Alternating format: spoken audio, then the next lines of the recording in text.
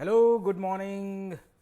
सुबह के 11:50 हो चुके हैं। मैं फिर से 5 मिनट लेट आया हूँ। मैं लेट होना चाहता नहीं हूँ पर किसी ना किसी वजह से हो जाता हूँ, तो ये मेरे कैरेक्टर का एक एट्रीब्यूट है जिसमें मैं लेट होता हूँ और मैं आपसे माफ़ी मांगता हूँ हर रोज़। पर मैं आता हूँ, उस बात की मुझे बड़ी खुशी है और इसलिए मैंने जैसे पहले भी बताया है कि गिल्ट फ्री होना बहुत ज़रूरी है, तो मैं तुरंत गिल्ट फ्री हो जाता हूँ और आपसे बातें करने लगता हूँ। So first of all welcome everybody, जो लोग अभी जुड़े हैं और जो लोग अभी नहीं जुड़े हैं और जो जुड़ने वाले हैं और जो बाद में इस वीडियो को देखने वाले हैं, उन सबको वेलकम, नमस्कार। आप सब खुश रहे, आनंद में रहे, मंगल में रहे और खूब लॉकडाउन का मज़ा करें। और जो हमने मिशन उठाया है कि let's make something out of this lockdown, उसका पूरा फ़ायदा उठाते हुए आप एक ट्रुथफुल कैरेक्टर को क्रिएट करें। लेकिन आज की शुरुआत एक बहुत ही ब्यूटीफुल स्टोरी से, एक बहुत ही वंडरफुल स्टोरी है, ज़ेन स्टोरी। क्या होता है, मैं ये स्टोरी क्यों सुना रहा हूँ, जब भी मैं कुछ बताता हूँ या जब भी मैं कुछ कहता हूँ तो सौरभ त्रिपाठी गुड मॉर्निंग, आपने एक सवाल पूछा था, वो सवाल का जवाब मैं आगे जाके दूंगा। मैं आज इम्पल्स के बारे में भी बात करूंगा और मैं बहुत सारी बातें करने वाला हूँ। लेकिन उससे पहले एक खूबसूरत स्टोरी। ये स्टोरी किस लिए? क्योंकि जाने अनजाने हम अपने ईगो के शिकार हो जाते हैं, हम अपने ईगो के अंदर ही जीने लगते हैं। हाय Shyam Kishore partner, how you? तो हम उस ईगो के अंदर जीने लगते हैं और उस ईगो से पार नहीं पाते हैं। तो उसके रिलेटेड एक बहुत ही ब्यूटीफुल ज़ेन स्टोरी मेरे नज़र में आई है और मैं उसको शेयर करना चाहता हूँ आप लोगों के साथ, ताकि ईगो से उठना क्यों ज़रूरी है। क्योंकि अगर जब तक आप ईगो से नहीं उठते हैं, जब तक आप अपने अभिमान से नहीं उठते हैं, वाह दादा आप तो बस कमाल कर रहे हैं। अरे भाई Ishtiyaq, thank you so much. तुमने जो वीडियो मुझे भेजा था पंडित चक्रवर्ती जी का, वो वीडियो का एग्जाम्पल साइट करते हुए मैंने बहुत सुंदर स्टोरी लोगों को सुनाई थी। थैंक यू सो मच, ऐसे ही भेजते रहना। Hi Prabhakar, have you created that this look for the character you are going to play? Yes partly, but जैसा मैं हमेशा कहता हूँ कि फेलियर बहुत बड़ा टीचर होता है। फेलियर जो है, हाय विनायक गुड मॉर्निंग, हाय उज्जवल गुड मॉर्निंग। फेलियर इसलिए बहुत बड़ा टीचर होता है क्योंकि फेलियर को हम फेलियर की तरह लेते हैं, वो गलत है। फेलियर को एक एक्सपीरियंस की तरह लेना चाहिए। फेलियर हो या सक्सेस हो, दोनों चीज को हमें एक्सपीरियंस की तरह लेना चाहिए। फेलियर और सक्सेस ये दो टर्म हमको सिखाए गए हैं, तो हम उस वजह से उसके अंदर फंस जाते हैं। बट अगर आप न्यूट्रल होकर सोचें तो आपको समझ में आएगा कि फेलियर भी एक तरह का एक्सपीरियंस था और सक्सेस भी एक तरह का एक्सपीरियंस होगा। और सक्सेस कभी भी कंप्लीट एक्सपीरियंस नहीं हो पाता है। फेलियर के साथ फायदा यह है कि वो कंप्लीट एक्सपीरियंस हो पाता है। सक्सेस इसलिए कंप्लीट एक्सपीरियंस नहीं हो पाता है क्योंकि सक्सेस, कभी आप सक्सेस तक पहुंच ही नहीं पाते हैं। मान लीजिए कि आप लाइफ में एक बहुत बड़ी कार, बहुत महंगी कार खरीदना चाहते हैं और वो खरीद लेना आपके लिए सक्सेस का मायना रखता है। तो जब आप वो बहुत सुंदर, बहुत खूबसूरत कार खरीद लेंगे तो आप अपना प्राइवेट जेट खरीदने के बारे में सोचने लगेंगे। इसलिए success can never be a complete experience, but failure can always be a complete experience and that experience can teach us a lot. So लेकिन हमको जो भी हम सीख रहे हैं वो सीख कब सकते हैं? जब आप अपना थोड़ा ईगो से ऊपर उठ जाए। थोड़ा नहीं, बहुत पूरी तरह से ईगो से हट जाना चाहिए। और उसके लिए जब मैं वर्कशॉप्स करता हूं तो मैं अपने स्टूडेंट्स को, अपने कंपेनियंस को, अपने दोस्तों को ये बात बताता हूं कि ईगो को देखना सीखो। ईगो को देखना कैसे सीखेंगे आप? आपको पता है कि आपका एक न्यूट्रल पर्सोना है और वो न्यूट्रल पर्सोना हमेशा प्रेजेंस में रहता है, हमेशा आपको देख रहा है, हमेशा आपको ऑब्जर्व कर रहा है। तब उस न्यूट्रल पर्सोना को पता चलता है कि कब आप ईगो के द्वारा ड्राइव हो रहे हो। तो जब आपको पता चले, जैसे गुस्सा आता है, अचानक से किसी बात पे गुस्सा आ जाता है, तो आप वो ईगो से ऑपरेट कर रहे हो। हाय शिखर, हाय सुफी मनोज, कैसे हो भाई? तो आप जब ईगो से ऑपरेट कर रहे होते हो तब आपका न्यूट्रल बीइंग आपको सिग्नल देता है कि आप ईगो से ऑपरेट कर रहे हो। तब आपको जब पता चलता है तब ईगो को धुतकारिए। कैसे धुतकारिए? जैसे अचानक से आपको गुस्सा आ गया, अचानक से किसी बात के ऊपर आप ह्यूमिलिएटेड, या अचानक से किसी बात के ऊपर आप नेगेटिव फील करने लगे, तो आपको सिग्नल देता है आपका दिमाग कि ये ईगो के कारण हो रहा है। तब अपने ईगो से कहिए, चुप बैठ मूर्ख, चुप बैठ मूर्ख ईगो। ईगो को धुतकारिए। जब आप अपने अंदर के ईगो को धुतकारेंगे तो आपका ईगो माइन्यूट होने लगेगा। फिर ईगो पे हंसना सीखिए। हट ईगो साला बेवकूफ, ऐसे करके ईगो पे हंस दीजिए। जब आप ये सब करना सीख जाएंगे तो धीरे धीरे आपका ईगो आपके कंट्रोल में आएगा। लेकिन right now there is a wonderful story of about get over the ego. Now the story is a Zen story. क्या हुआ कि एक ज़ेनकाई नाम का एक समुराई योद्धा था। वो समुराई योद्धा कहीं पे, क्योंकि वो योद्धा था, उसकी पोस्टिंग हुई कहीं पे बॉर्डर पे। वहां पे जो उसका ऑफिसर था, उसकी पत्नी जो थी बहुत खूबसूरत थी, और ज़ेनकाई को उस ऑफिसर की पत्नी से प्रेम हो गया। अब प्रेम हो गया तो उसने प्रेम धीरे धीरे परवान चढ़ने लगा। दोनों बहुत ज़्यादा एक दूसरे के क्लोज हो गए। तो पत्नी के कहने पर एक दिन ज़ेनकाई ने अपने ऑफिसर का मर्डर कर दिया, उसको मार डाला। मार डालने के बाद वो अपनी पत्नी के साथ भाग गया। अब जो नई माशूका जब नई होती है, प्रेम जब नया होता है, तब बहुत सुंदर लगती है। लेकिन धीरे धीरे, जैसा ओशो कहते हैं कि जब शुरू में रिलेशनशिप बनता है तब हम एक दूसरे की सिर्फ पॉजिटिविटी देखते हैं, इसलिए रिलेशनशिप बनता है। लेकिन जैसे जैसे रिलेशनशिप ग्रो होता है हम दूसरों के नेगेटिव पॉइंट्स भी देखना शुरू करते हैं, और तब रिलेशनशिप में मंडेननेस आ जाती है, बोरियत आ जाती है। वैसा ही उस ज़ेनकाई के साथ हुआ।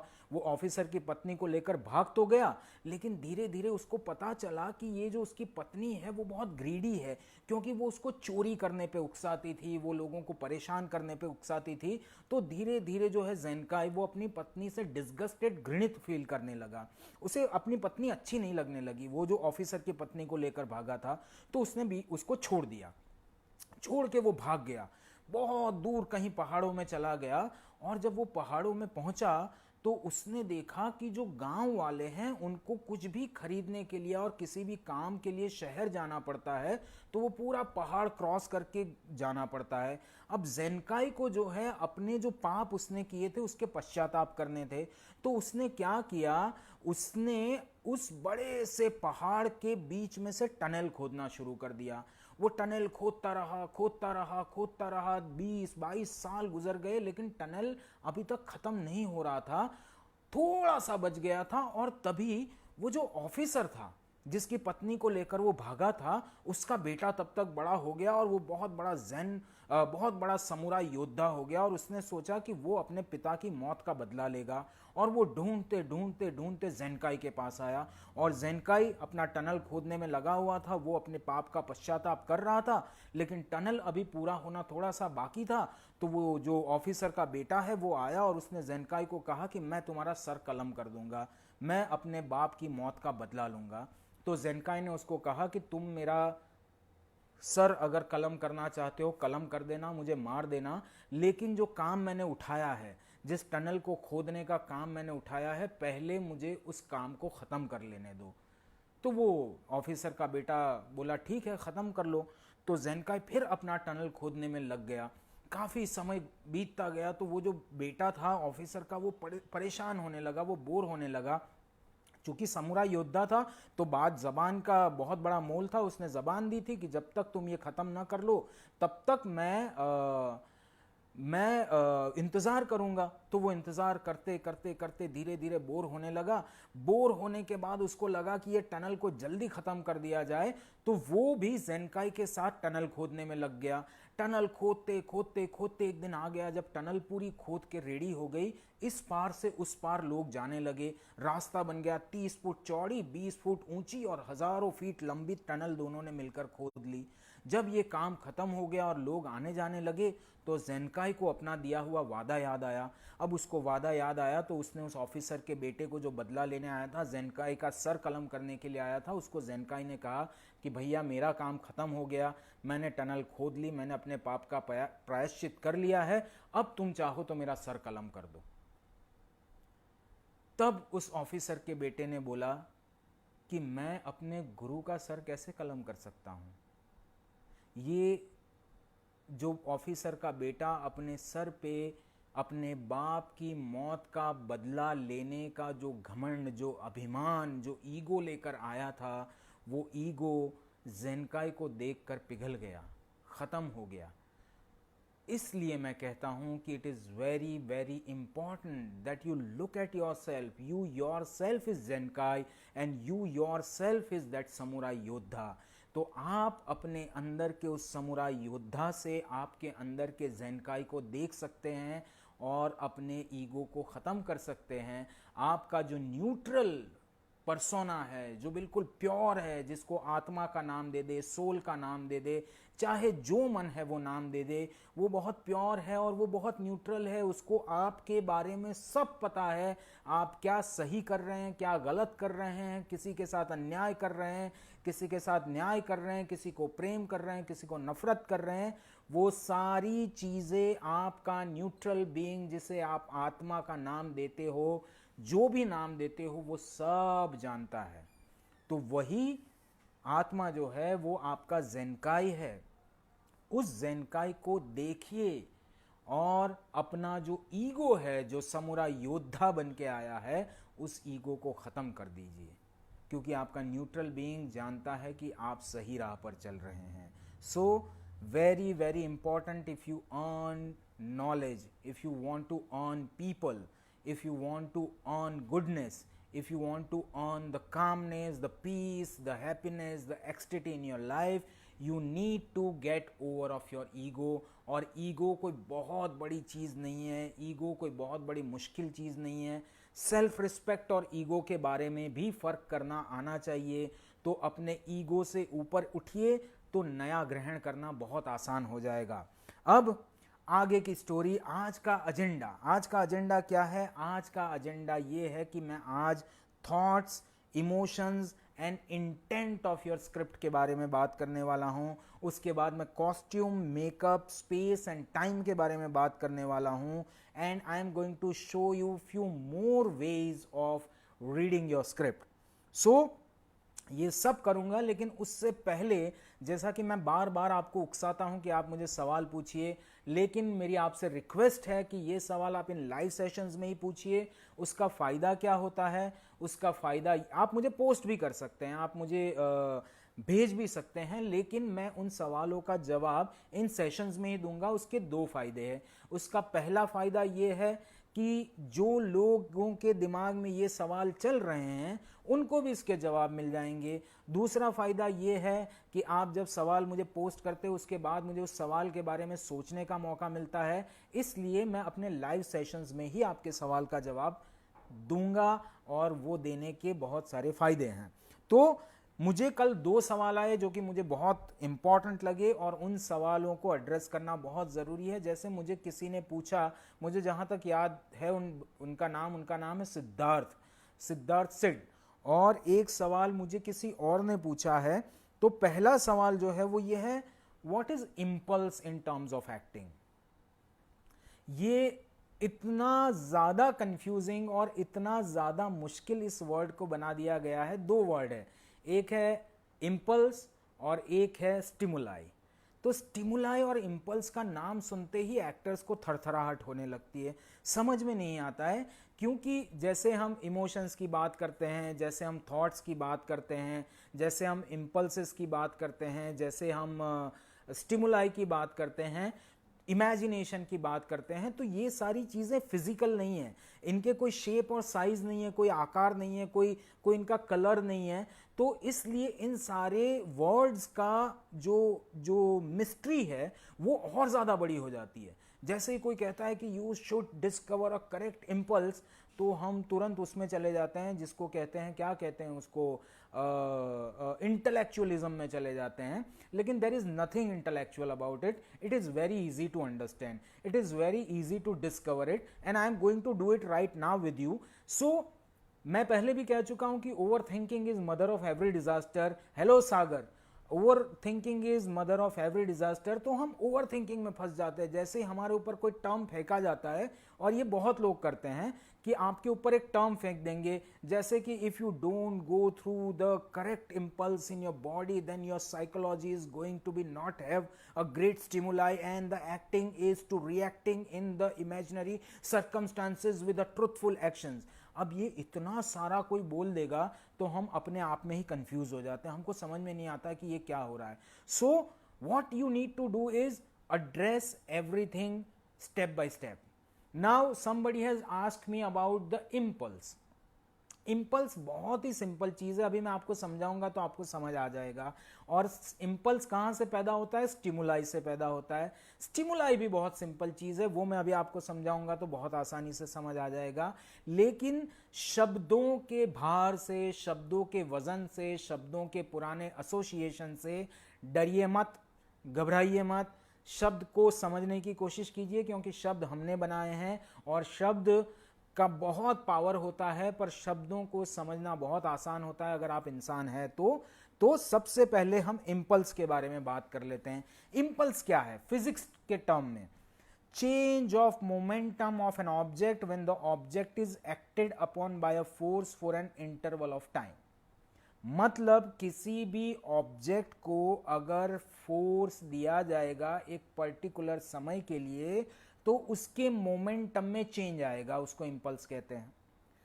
मतलब कोई बॉल गिरी हुई है आपके सामने, उस बॉल को अगर एक्सटर्नल फोर्स लगा दिया आपने अपने हाथ से तो उसके मोमेंटम में चेंज आ जाएगा. That beginning of that momentum, the change in that momentum is impulse.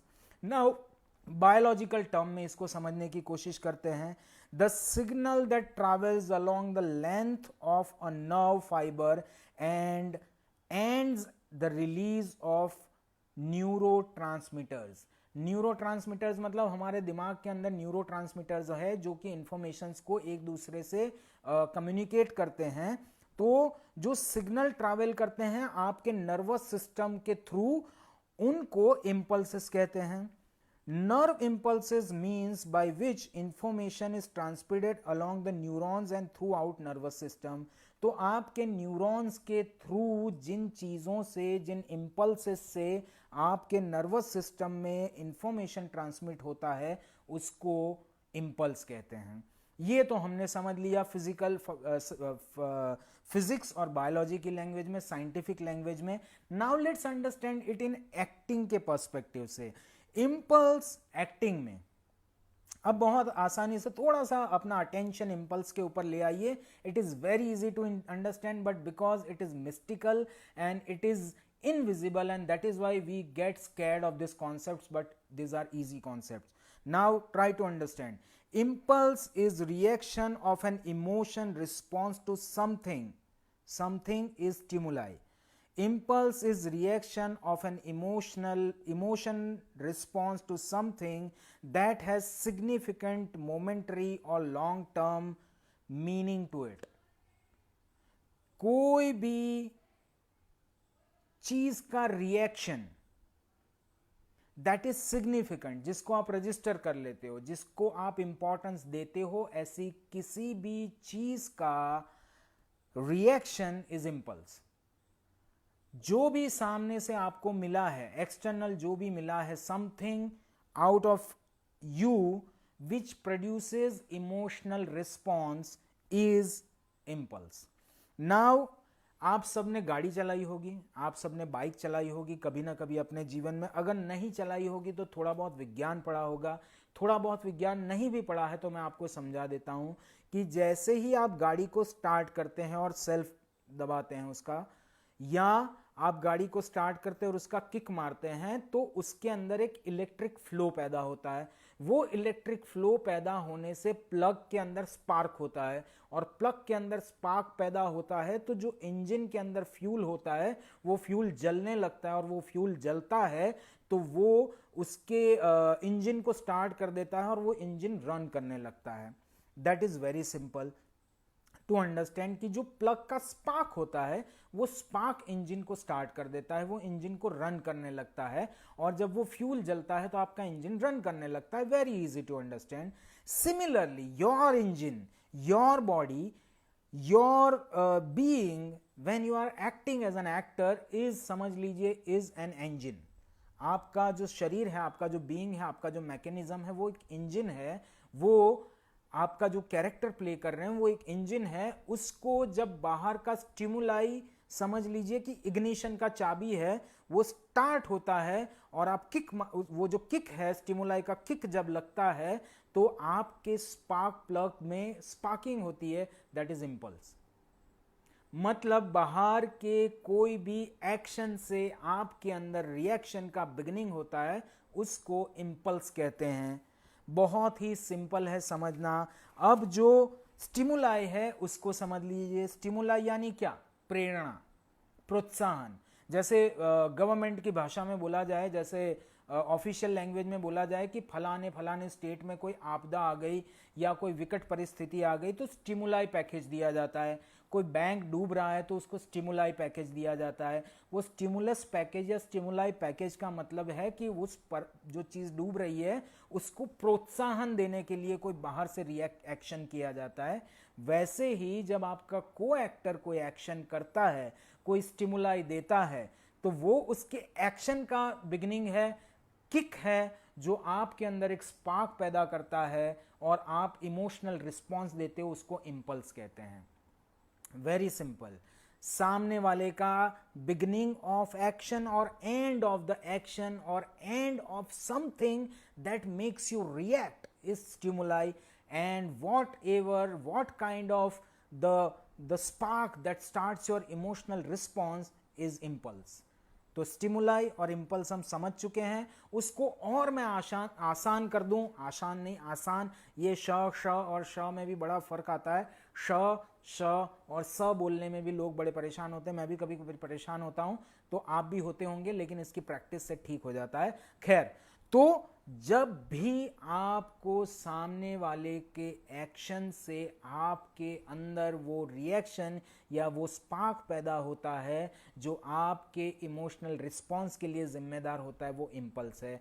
और आसान शब्दों में समझा दूं तो सामने वाले के एक्शन का या सामने वाले के डायलॉग का and which is action, and when you start your reaction, that is the beginning of your impulse।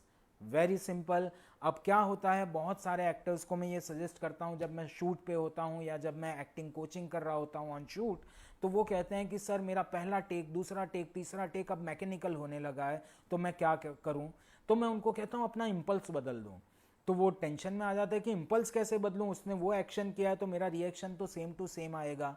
लेकिन चूंकि आप टाइम में आगे बढ़ चुके हो, चूंकि आप स्पेस में आगे बढ़ चुके हो, आप कभी भी एक टाइम में नहीं रह सकते हो, दैट फ्लो इज कंटिन्यूअस। तो आप आगे बढ़ चुके हो, अगर आप इनफ सेंसिटिव हो तो वो जो इम्पल्स स्टार्ट करने का टाइमिंग है, उस इम्पल्स को स्टार्ट करने के टाइमिंग को अगर थोड़ा सा आगे पीछे कर लोगे तो आपका टेक नया हो जाएगा, फ्रेश हो जाएगा। तो इम्पल्स बदलने का मतलब ये है कि the time when you get the impulse, change that time a little bit by few fraction of seconds, and you will have a new impulse, and that new impulse is going to create a fresh take। Very very important. If you are a practicing actor, your takes get monotonous, your takes get mechanical, because you don't know how to change your impulse. You don't need to change the impulse, but you need to change the timing of impulse, and that is too by few fraction of seconds and thoughts। Okay, so I hope you got the answer. Now the second question was, can character be placed in our real situation? Yes, of course you can put the character in your real circumstances, but that is not going to help you as an actor when you are an aspiring actor, when you are learning actor. It is easy to put the character in your real circumstances. It is not very difficult because you don't need to get into the journey of imagination, and that will stop you। वो आपको रोक देगा, वो आपको आगे नहीं बढ़ने देगा इमेजिनेशन में। तो आप कैरेक्टर को अपने जो रियलिस्टिक सिचुएशन है उसमें प्लेस कर सकते हैं, लेकिन उसमें आपका बहुत बड़ा हिस्सा आ जाएगा क्योंकि वो सिचुएशन आपके हैं। तो मैं आपसे सजेस्ट करना चाहूँगा कि आप ऐसा ना करें। कर सकते हैं but don't do it, avoid it. जैसे मैंने चॉइसेस की बात करी थी कि choices are very important. Deepak Tokas doing great, really दादा, really like your look. Oh thank you so much. मैं लुक के बारे में तो बताना ही भूल गया। हाँ, मैंने शायद थोड़ा शुरू में बता दिया, लेकिन I am loving it Deepak, I am actually loving it, क्योंकि एक तो बाल पे मतलब ऐसे हाथ घुमाने में बहुत आनंद आता है, गर्मी नहीं लगती है और हमेशा थोड़ा लाइट फील होता है। मैंने और मेरे बेटे दोनों ने ये कर डाला और हम दोनों कल से थोड़े ज़्यादा खुश हैं। सो आप मत कीजिए, आपको करना है तो कीजिए। खैर, मैं क्या बात कर रहा था, हाँ मैं बात कर रहा था कि it is very very very important that I just forgot what I was talking.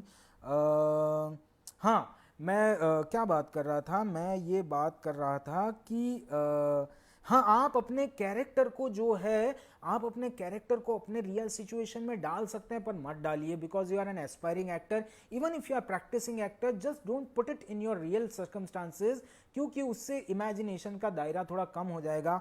अब ये जो वर्ड है इम्पल्स, इमेजिनेशन, स्टिमुलाई, बिलीफ, इन सारी चीज़ों के कोई फिजिकल फॉर्म नहीं है, इसलिए हम इनसे घबराते हैं, पर घबराने की कोई ज़रूरत नहीं है।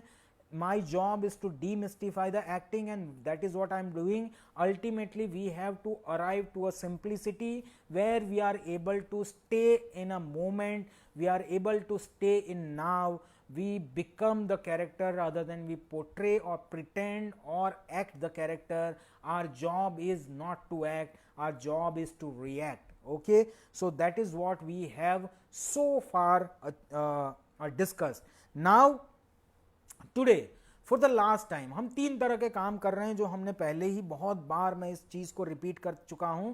मैं इसलिए रिपीट करता हूं क्योंकि मैं प्रैक्टिस में मानता हूं, और practice is all about doing the same thing again and again and again and finding newness into it, and that is why I like to again and again like to reiterate things. तो मैं पहले ही बात कर चुका हूं practice की, और practice क्या है कि आपको अगेन एंड अगेन उस चीज से जाना पड़ेगा।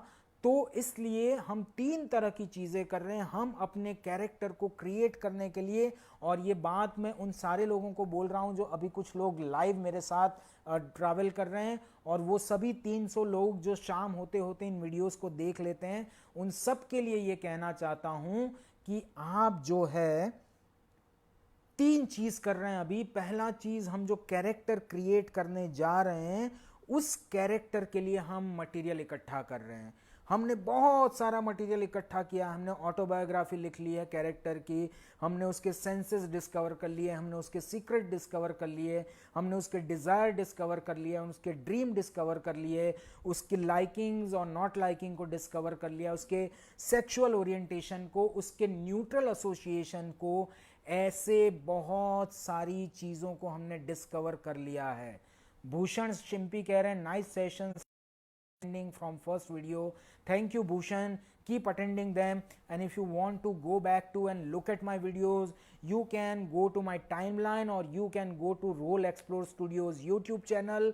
You all can go there and you can take yourself through again these sessions and enjoy it, and you can spread it. It is always good to share things which are lovely. I hope these sessions are lovely and you are going to share it. खैर, तो हम पहला चीज कर रहे हैं, हम अपने कैरेक्टर को क्रिएट करने के लिए, हम अपने कैरेक्टर को बनाने के लिए बहुत सारा मटेरियल इकट्ठा कर चुके हैं।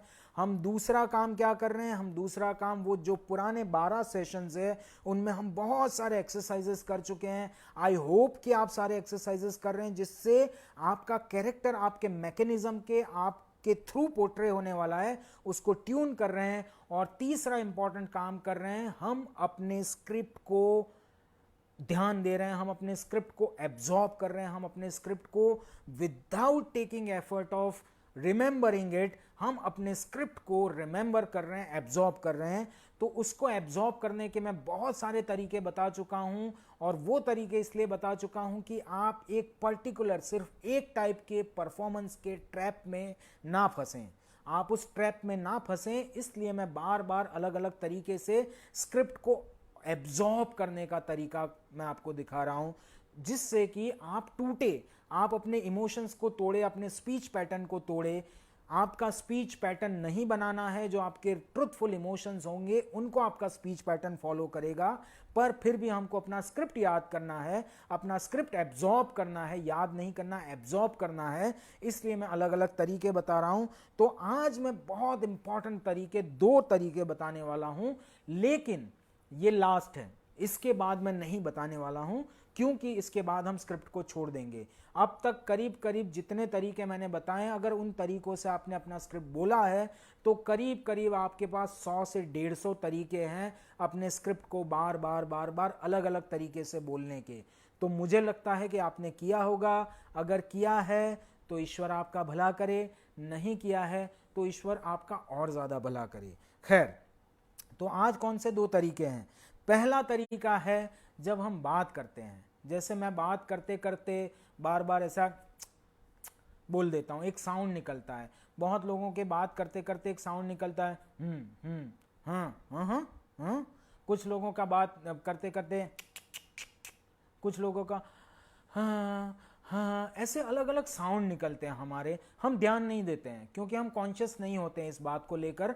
लेकिन जब आप एक्टिंग कर रहे हैं, आपका धर्म है कि आप सामने वाले को, आपकी ऑडियंस को बोर ना करें, इसलिए आप ट्रुथफुल परफॉर्मेंस करें।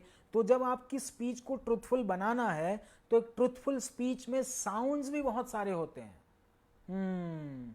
हाँ तो ये सारे जो साउंड्स है, इन साउंड्स को यूज करते हुए अपनी स्पीच को रिपीट करिए।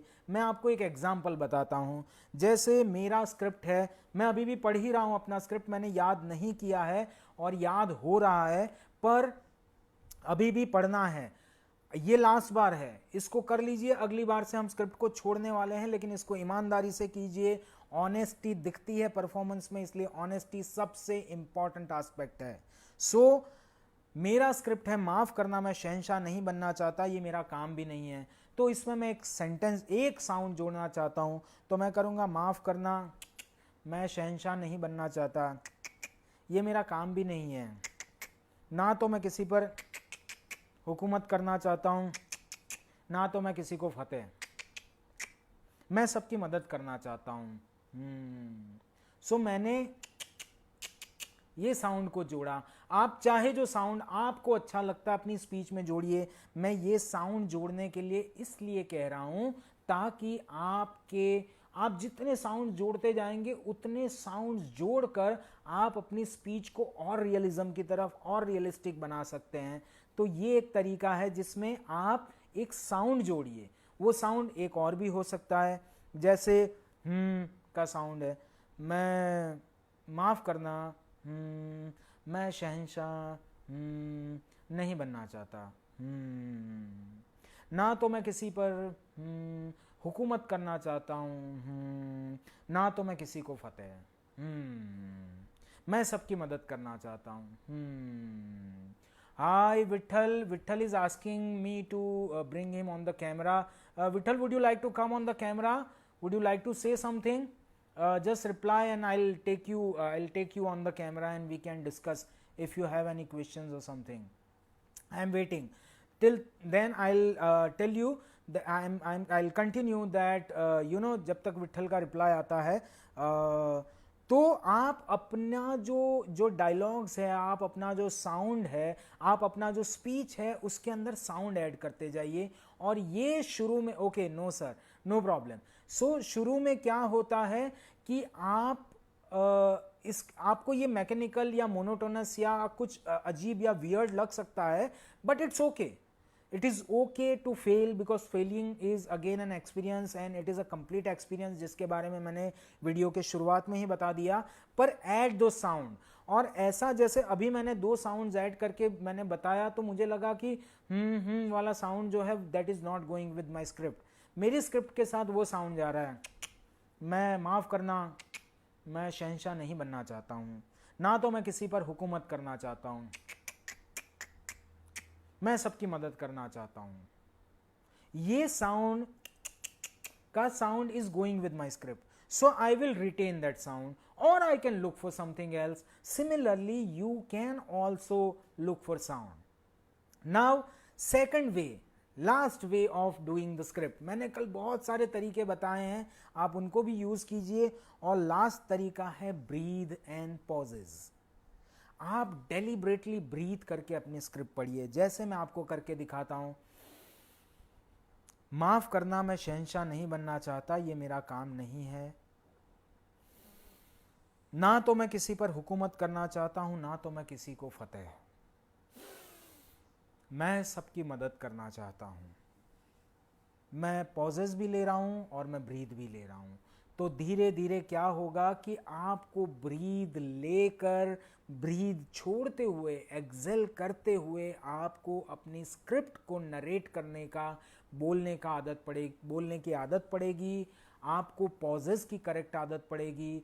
मैं पॉजेस इसलिए करने के लिए कह रहा हूँ क्योंकि एक्टर जिंदगी भर मेहनत करता है, जिंदगी भर कोशिश करता है कि वो कैमरे के सामने आ जाए, but when the actor comes in front of camera the actor is so scared and so unprepared by himself for himself and so confused about himself that he wants to run away from the scene और इसलिए quickly scene करना चाहते हैं। सामने वाले ने dialogue बोला, मैंने डायलॉग बोला, उसने डायलॉग बोला, मैंने डायलॉग बोला, मैकेनिकल सीन करके हम भाग जाते हैं। बहुत सारे एक्टर्स को ये मिसकंसेप्शन होता है कि बाद में जो म्यूजिक लगेगा, बाद में जो बैकग्राउंड लगेगा, बाद में जो इफेक्ट लगेंगे, वो इफेक्ट्स मेरे परफॉर्मेंस को एनहांस कर देंगे। वो तो इफेक्ट वाला और साउंड वाला अपना काम करेगा ही।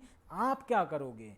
आप करोगे अपना 100% ट्रुथफुल परफॉर्मेंस, और वो 100% ट्रुथफुल परफॉर्मेंस तब हो पाएगा जब आप नाव में होंगे। अगर नाव में रहना सीख जाओगे तो आपको समझ आएगा the time that you think very small is actually very big. आप 1 मिनट के लिए नाव में रहने की कोशिश करना, जिसके तरीके मैं बता चुका हूं आपके 5 सेंसेस को अलाइव रखते हुए। हेलो संतोष शेंडे सर। संतोष जी मेरे बहुत पुराने, बहुत गहरे दोस्त हैं, हमारा जी टीवी से पुराना एसोसिएट है। Santosh ji is one of the person who kept me alive in Mumbai, who kept giving me work, and that's why I could pursue my career beautifully. Thank you Santosh ji. और जैसे मैं पहले बता चुका हूँ, संतोष जी से मैंने एक बहुत ही इंपॉर्टेंट एस्पेक्ट सीखा है, वो है honesty and keep pushing yourself and others, which is wonderful aspect of Santosh ji that I have learned। उनके हाथ में इतना बड़ा काम था, वो कहीं भी डिसऑनेस्ट हो सकते थे, वो कहीं नहीं हुए, और उन्होंने हमेशा हमको पुश किया। बहुत टाइम ऐसा हो जाता था कि हम थक जाते थे कि अब और क्या नया सोचे, लेकिन Santosh ji kept us alive, kept us pushing, and that is why we could create something new. So thank you so much Santosh ji, and that is what I have learned from your personality. I have spoken about it. Yash Yogi, it's helping a lot. I have already suggested for many and I am listening and learning it too. Thanks a lot. Yash Yogi, thank you so much. Yash is my junior from National School of Drama.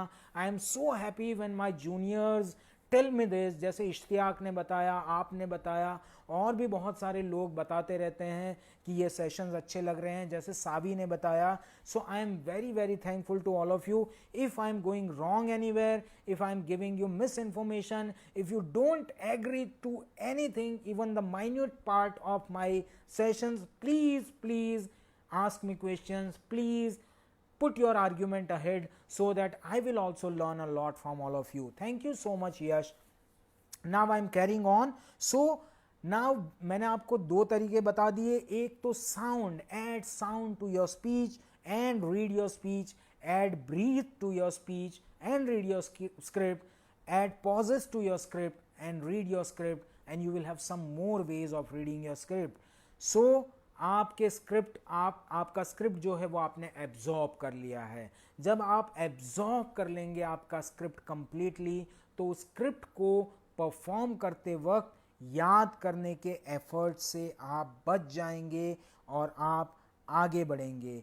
एक और तरीका मैं आपको अपना script याद करने का आखिरी तरीका बताना चाहता हूँ, और वो तरीका ये है कि आपने अब तक जितने भी एलिमेंट्स डाले हैं अपने स्क्रिप्ट में, आपने अब तक जितने भी एलिमेंट्स से स्क्रिप्ट पढ़ा है, जैसे मैंने बहुत सारे तरीके बताए हर वर्ड पे स्ट्रेस देकर, इमोशंस, आज जैसे मैंने बताया ब्रीथ, उसके अलावा पोस्चर्स, उसके अलावा स्पीड, वॉल्यूम, पिच, अलग अलग तरीके में हज़ारों तो नहीं कहूँगा, कई सारे तरीके मैं बता चुका हूँ स्क्रिप्ट को पढ़ने के। उन सारे एलिमेंट्स का खिचड़ी बना के डाल दीजिए और उस खिचड़ी को खाते हुए अपने स्पीच को पढ़िए। माफ़ करना, मैं शहंशाह नहीं बनना चाहता, ये मेरा काम नहीं है, ना तो मैं किसी पर हुकूमत करना चाहता हूँ, ना तो मैं किसी को फतेह, मैं सब की मदद करना चाहता हूँ। तो ये मैंने कुछ एलिमेंट्स डाल के एक पैराग्राफ पढ़ के बताया। वैसे आपने जितने भी एलिमेंट्स इन सेशन से सीखे हैं वो सारे एलिमेंट्स अपने स्क्रिप्ट में डाल दीजिए और अपने स्क्रिप्ट को बार बार बार बार बार बार बार घुमाइए, तो वो स्क्रिप्ट को आप बेटर एब्जॉर्ब कर लेंगे। जब आप 500 बार अपना स्क्रिप्ट अलग अलग अलग अलग अलग अलग अलग तरीकों से घुमा चुके होंगे अपने अंदर, तो जैसे हनुमान चालीसा याद हो जाता है वैसे ही आपके वर्ड्स आपको याद हो जाएंगे। और बिना एफर्ट्स के जब आपका स्क्रिप्ट आपके अंदर पूरी तरह से एब्जॉर्ब हो चुका होगा, आप परफॉर्म करते हुए बिना एफर्ट्स के परफॉर्म कर पाएंगे।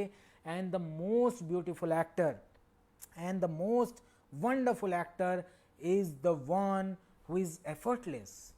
हम जब जिंदगी जीते हैं तो बिना विदाउट एफर्ट जीते हैं। हम सुबह में जाके अपनी माँ से चाय मांगते हैं तो विदाउट एफर्ट मांगते हैं, क्योंकि वो हमारे जीवन का हिस्सा है, उसके लिए हमको अपने आप को इंस्ट्रक्ट नहीं करना पड़ता है। और वैसे ही जब आप बिना इंस्ट्रक्ट किए हुए अपने आप को परफॉर्म करना सीख जाएंगे, और वो सब प्रैक्टिस से होगा, और प्रैक्टिस ज़्यादा अच्छे से पेशेंस के साथ होगी, और प्रैक्टिस और पेशेंस तब तक ज़्यादा अच्छे से होगा जब आप परसिस्टेंट होंगे।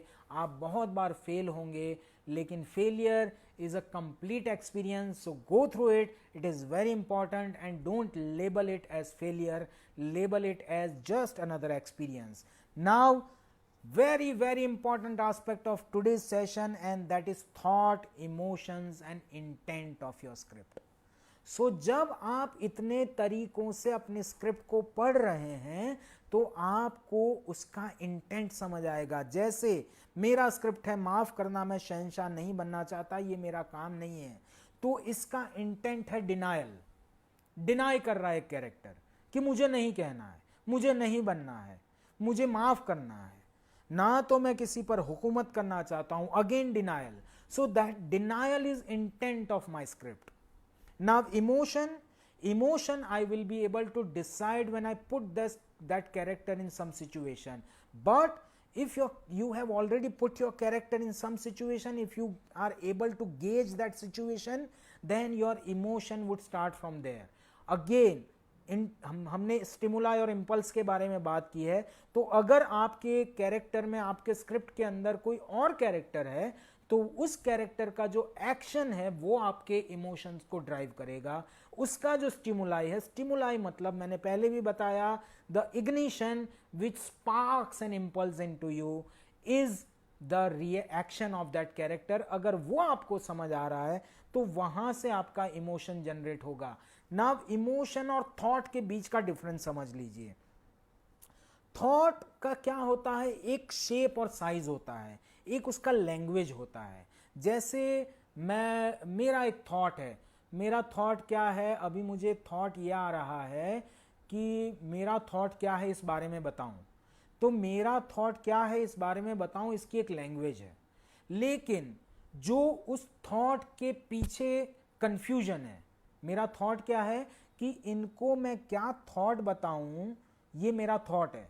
तो इस थॉट का एक लैंग्वेज है, इसका शेप है, इसका एक साइज है। उसका लैंग्वेज क्या है, मैं इनको क्या थॉट बताऊं, ये उसका लैंग्वेज है। लेकिन उसके पीछे कंफ्यूजन का इमोशन है। So this is difference between a thought and emotion.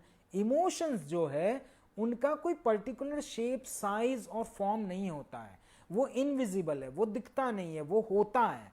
लेकिन थॉट जो है, जो आपका विचार है, अगर आप उससे उठना चाहते हो, आप बिना विचारों के रहना चाहते हो। जैसे मुझे किसी ने एक सवाल पूछा था कल मैसेंजर पे कि सर, वो मुझे पूछते जा रहा था, तो पूछते पूछते बात यहां तक पहुंच गई कि sir, how to get rid of my thoughts. अगर आप अपने थॉट से उठना चाहते हैं, अगर आप अपने थॉट से बचना चाहते हैं, अगर आप थॉटलेस होना चाहते हैं, तो आपको जितने भी लैंग्वेजेस आते हैं, हिंदी, गुजराती, मराठी, इंग्लिश, जितने भी आपको लैंग्वेजेस आते हैं, या विजुअल लैंग्वेज, यानी कि आपके इमेजेस के, चित्रों के, आप जो पिक्चर्स देखते हैं उसके जो लैंग्वेजेस हैं, वो सारे लैंग्वेजेस को अपने दिमाग से हटा दीजिए। आप 1 मिनट के लिए अपने आप को मैं काइजेन के बारे में भी आज बताने वाला हूं। काइजेन क्या है? काइजेन एक बहुत इंपॉर्टेंट फिलॉसॉफी है, उसके बारे में मैं लेक्चर खत्म होने से पहले आपको बताऊंगा, ये सेशन खत्म होने से पहले। लेकिन अगर 1 मिनट के लिए भी आप अपने आप को लैंग्वेजेस से बचा लें, अगर 1 मिनट के लिए भी आप ये अपने आप को भुला दे, और कैसे भुला सकते हैं? आप अपने न्यूट्रल बीइंग के थ्रू अपने आप को इंस्ट्रक्ट कर सकते हैं, ये बता सकते हैं कि मैं कोई लैंग्वेज नहीं जानता हूं। अगर आप ये अपने आप को बता दें कि मैं कोई लैंग्वेज नहीं जानता हूं, तो आप थॉटलेस हो सकते हैं, आप बिना थॉट के रह सकते हैं। मेडिटेशन में हम उल्टा करते हैं, हम अपने दिमाग को फोर्स करते हैं कि हमें कोई थॉट नहीं आना चाहिए, या दूसरा ये तरीका होता है कि थॉट आते रहें और मैं शांत हो जाऊं। मैं आपको एक प्रैक्टिकल तरीका बताता हूं कि आप अपने आप को बताइए that I don't know any language and you can be thoughtless. हम थॉटलेस थे।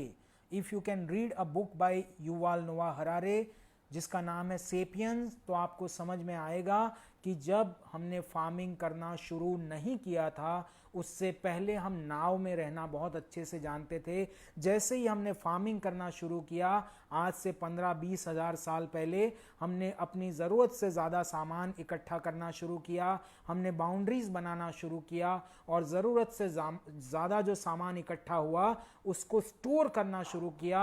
इसलिए हम फ्यूचर के बारे में सोचने लगे, और तब से हमारा दिमाग इवॉल्व करने लगा। उसके बाद हम लैंग्वेजेस और थॉट्स के अंदर फंसने लगे, तो हम हमारे ट्रुथफुल इमोशन से अलग होने लगे।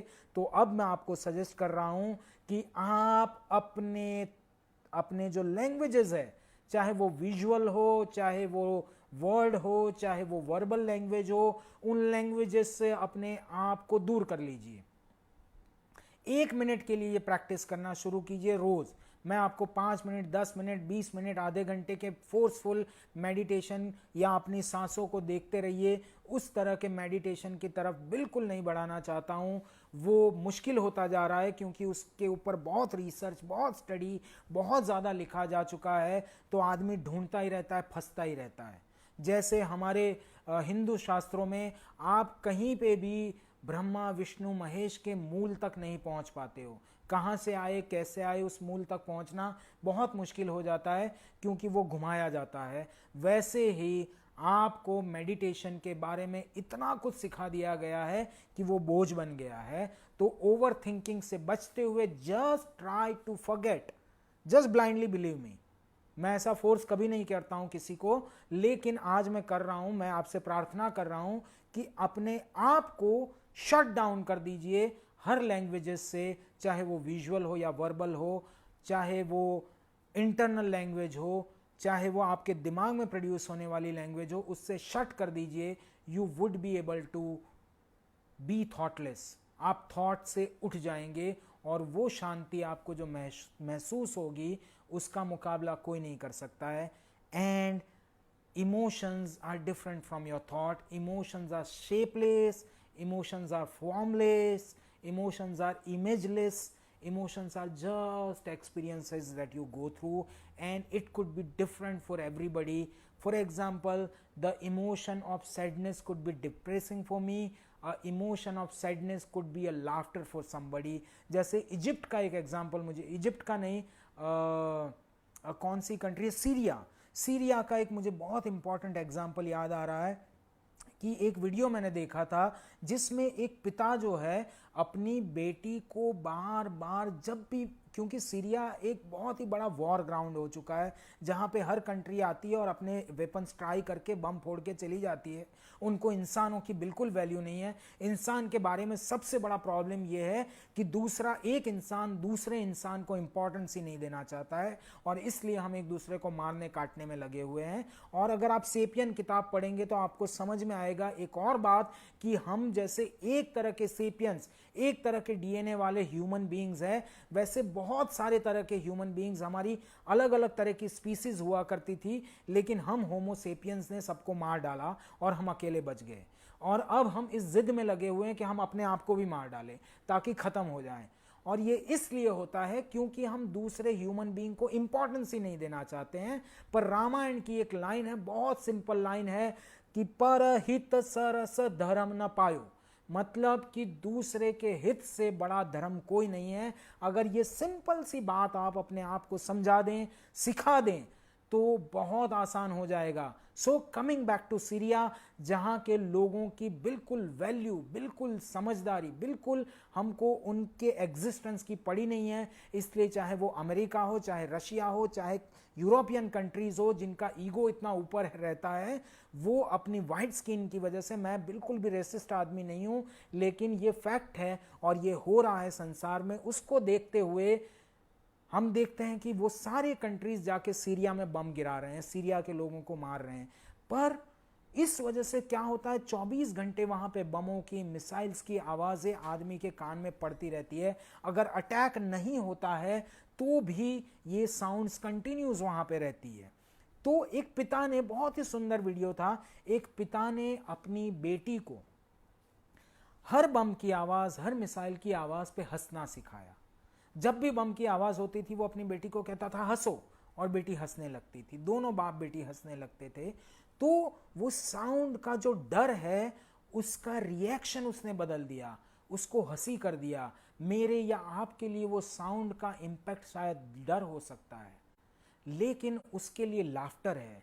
तो उसके लिए एक इमोशन लाफ्टर है, एक इमोशन का रिफ्लेक्शन, हमारे लिए एक इमोशन का रिफ्लेक्शन जो है वो डिप्रेशन हो सकता है। So emotion is very individual, at the same time very universal.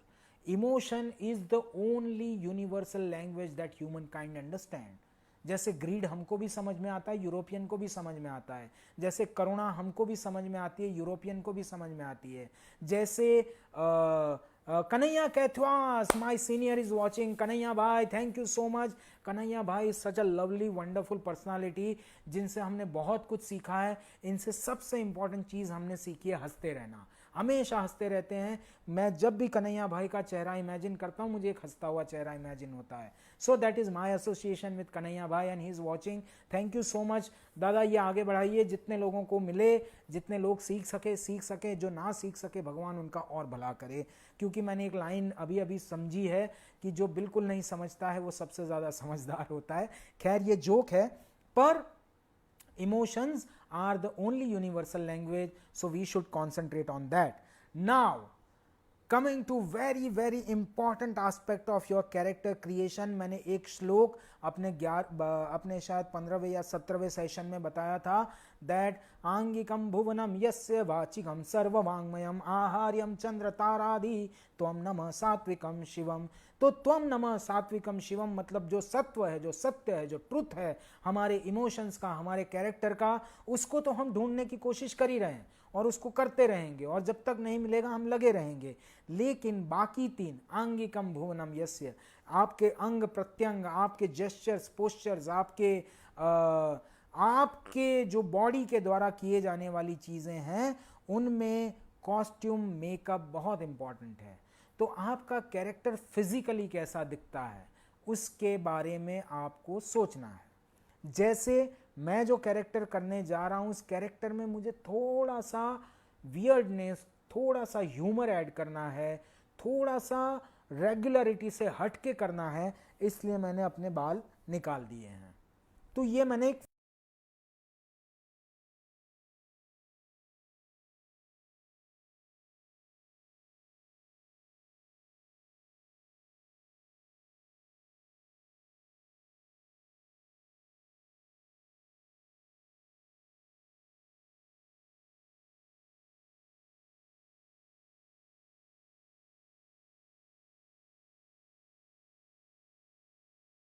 को किस स्पेस में और किस कुछ देर के लिए कनेक्शन चला गया था, पुअर कनेक्शन हो गया था, आपसे कनेक्शन टूट गया था लेकिन वापस आ गया है।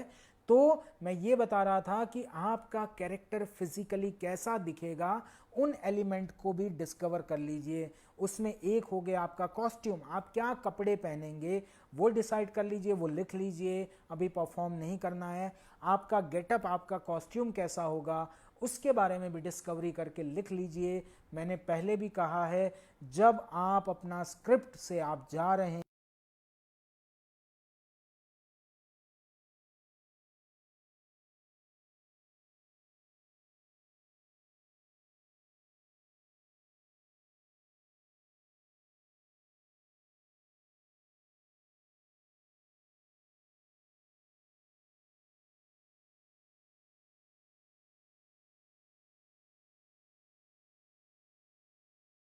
आखिरी और सबसे इंपॉर्टेंट बात जो मैं आपको बताने जा रहा हूं वो है काइजेन। काइजेन क्या है? काइजेन का मतलब होता है, काइजेन एक तो जैपनीज वर्ड है और काइजेन एक जैपनीज फिलोसॉफी है। जैपनीज लोग कितनी ब्यूटीफुल लाइफ जीते हैं हम सब जानते हैं। जैपनीज लोग कैसे बड़े बड़े डिस्ट्रक्शंस और बड़ी बड़ी विपदाओं से कैसे उठकर खड़े हो जाते हैं, कितने स्ट्रांग लोग हैं हम बहुत अच्छे से जानते हैं। तो उनको फॉलो करना कोई बुरी बात नहीं है। जहाँ से संसार में जो जो अच्छा मिले उसको एब्जॉर्व कर लेना चाहिए। तो उसमें एक फिलॉसॉफी है, जैपनीज फिलॉसॉफी, जिसके बारे में मैंने कभी पढ़ा था, रिसर्च किया था, उसको कहते हैं काइजेन। काई मतलब कंटिन्यूअस और जेन मतलब इंप्रूवमेंट, कंटिन्यूअस इंप्रूवमेंट। काइजेन का मतलब है कंटिन्यूअस इंप्रूवमेंट। अब हाय जितेंद्र कुमार, गुड नून भाई, गुड नून। काइजेन का मतलब है कंटिन्यूअस इंप्रूवमेंट। काई मतलब कंटिन्यूअस, जेन मतलब इंप्रूवमेंट। अब काइजेन की जो फिलॉसफी है वो ये कहती है कि आप कोई भी गोल, कोई भी चीज जो आप लाइफ में अचीव करना चाहते हैं, मैं अपने बच्चों को भी ये बात कई बार सिखा चुका हूं कि आप कंटिन्यूअसली उसको करो। और काइजेन कहता है कि जो कुछ भी आप अचीव करना चाहते हो उसको अगर लाइफ में हर दिन 1 मिनट के लिए भी करोगे तो भी वो आपके कंटिन्यूअस इंप्रूवमेंट का हिस्सा बनेगा। छोड़ना नहीं है, कम से कम 1 मिनट। 1 मिनट का समय हम 24 घंटे में से आराम से निकाल सकते हैं।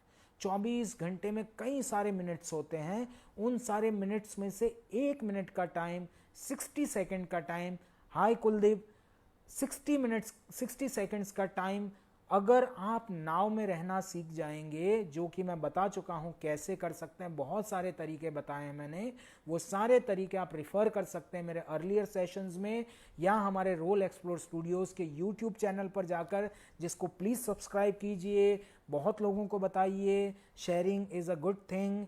मैं इसलिए भी कह रहा हूँ क्योंकि यूट्यूब पे अच्छा लगता है ना, लोग देखें तो आपको।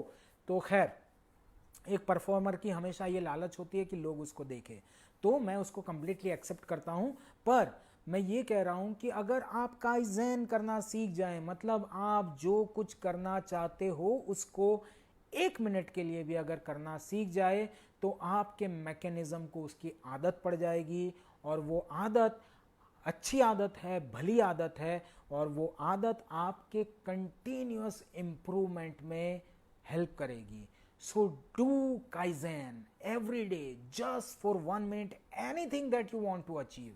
If you want to achieve happiness, if you want to achieve calmness, if you want to achieve neutrality, if you want to achieve to be in the character, if you want to achieve the truth, if you want to achieve the money, if you want to achieve the comforts, if you want to achieve the success, whatever in your life that you want to achieve, do it physically. Do it with complete attention for just 1 minute every day without missing a single day, 365 a day, 366 days when a leap year, every day do that for 1 minute. That is Kaizen. If you could do that, you are going to improve continuously. That is what I wanted to share today. कल के lecture में, कल के session में मैं और कुछ नई बातें लेकर आऊँगा। तब तक के लिए stay safe, stay home and love everyone around you. पर हित सरस धर्म न पायो, सामने वाले के हित को देखिए, सामने वाले को ऊपर के पेडेस्टल में रख के सुनिए, बेटर रिएक्शन होगा। एंड लव के बारे में मैं ये इतना ही कहना चाहूँगा कि love is one sided, it's not two sided. इसके बारे में मैं कल बताऊंगा, how love is one. Okay चलो मैं ख़त्म ही कर देता हूँ। Love is one sided. Why love is one sided? जब प्रेम करते हैं तो सामने वाले को प्रेम कर देने से हमारा काम ख़त्म हो जाता है। लेकिन ज़्यादातर लोग गलती कहाँ करते हैं? प्रेम में सामने वाले को उसमें कोर्ट में डाल देते हैं, सामने वाले को स्पॉट में डाल देते हैं, और वो समझते हैं कि जब सामने वाला भी मुझे प्रेम करेगा तब मेरा प्रेम कंप्लीट होगा। लेकिन the greatness of love is you just have to give it. Once you give it, you are done. So keep loving people. You can love everyone and anyone in the world by being in your home. So just pass on those vibes of love to everybody, and nothing is greater than love. Thank you so much. Thank you Kuldeep. Jai Mata Ji. Thank you Bhushan. Thank you Prabhakar. भगवान सबका भला करे, universe सबको वो दे जो वो चाहे, and if you can carry your belief, the universe is going to follow your belief. Be 100% sure about your belief, turn it into your conviction, and the universe is definitely going to be on your side. That's it for today. आज का lecture थोड़ा लंबा हो गया, आज मैंने थोड़ा ज़्यादा बोल दिया, लेकिन बहुत आनंद आया। होपफुली आपको भी आनंद आया होगा, और ये आनंद हम लेते रहेंगे, and we are going to make out something beautiful out of this wonderful lockdown. See you soon. Bye.